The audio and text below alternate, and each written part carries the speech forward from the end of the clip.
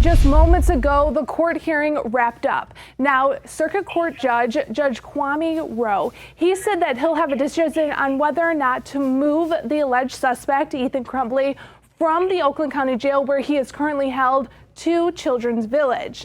Now, during court today, we heard from a lot of witnesses. One thing, though, is that the suspect, Ethan Crumbley, actually appeared in court. This is the first time that we have seen him since the Oxford shooting on November 30th. He's appeared via Zoom otherwise. Now, during court, we heard from those three witnesses. Crumbley's attorney, Paulette Michelle Lofton, said she was concerned her client was not receiving adequate socialization or meals, and said he wasn't getting the education he needs in the jail. During the proceeding, we heard from those three witnesses, an inmate caseworker at the jail, the Oakland County Children's Village manager, and a sheriff's office captain who oversees the jail. The caseworker said the suspect was removed from suicide watch about a month ago. She said she was asked what determines suicide watch, who goes on it, and she said she repeatedly could not answer that as it would impact client privilege.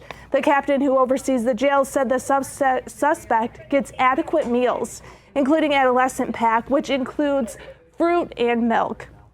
He also meets with his attorney and talks with case managers at least once a week. The assistant prosecutor, Washington, offered testimony as to why Crumbley should remain in the jail. The evidence will show that despite the defendant's biological age, he discussed topics and interests well beyond that of an average 15-year-old. In a text thread with his friend and in his journal, he outlined a plan to stalk, rape, torture, and ultimately kill a female classmate. Well, a House Legislative Committee in Lansing is considering some new legislation that would expand which classrooms get door blockades in Michigan schools. Our Rachel Louise Just tells us how door blockades have already made a big difference in our state. It's a tool about the size of a notebook, but if used the right way, it could save countless lives. Door blockades have become increasingly popular in schools in the last few years in response to an increase in school shootings. 3 of the last 4 years were the deadliest school shooting years on record, according to the Center for Homeland Defense and Security. Demand for the blockades have increased in Michigan since the tragic shooting in Oxford last November. Oxford High had door blockades, and students have reported they were able to use them to lock their classrooms that day. Oxford is proof of why it's a good investment. Bay City Public Schools is expecting to have their blockades installed next month after ordering them in the weeks after Oxford. It provides a sense of safety. With these barricades, nobody's getting into the classrooms. This is just one of the layers of safety measures that we're adding. Representative Scott Van Single is part of the state's school safety task force. He helped pass legislation in 2019 that legalized the door barricades in Michigan. Now, a new bill sitting in House Regulatory Reform would expand that legalization to allow for larger rooms to have the barricades.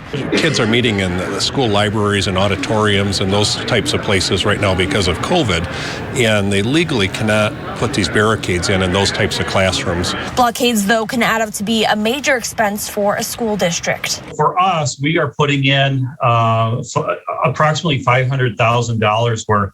Lawmakers I talked to weren't opposed to putting funding towards schools to help them buy the barricades. We can do more as a legislature to make sure not only we're providing resources to schools to make sure they can get these types of instruments installed in every school district across the state to make sure students are protected.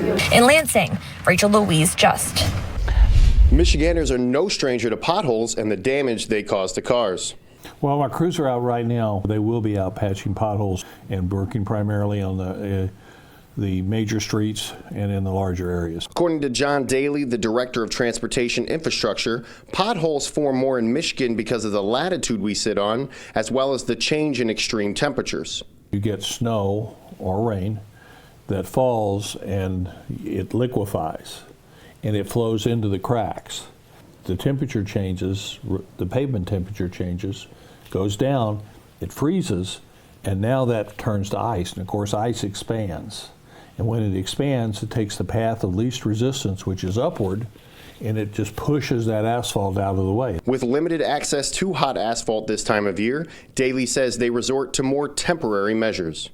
So what we do is we put down coal patch in as a remedy to get us, that's temporary, that will get us into the spring.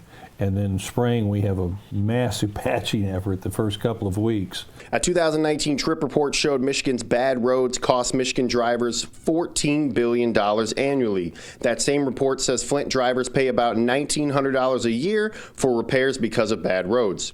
Daly tells me roads have been grossly underfunded in Michigan for more than 50 years. He says a long-term solution is needed. And the answer is not simply to throw more money at it. That what we need to do is implement a statewide asset management strategy for our roads. When we make a repair dollar, where are we going to get the best return on extending the service life of that asset? Most of all, Daly wants drivers to slow down. Driving too fast, or they're not aware that ice will build up in ruts on the road, and they'll make lane changes, and they'll lose control of the vehicle when they're doing that. Potholes can be hard to avoid sometimes, but Daly says slowing down is your best chance to minimize the damage to your vehicle.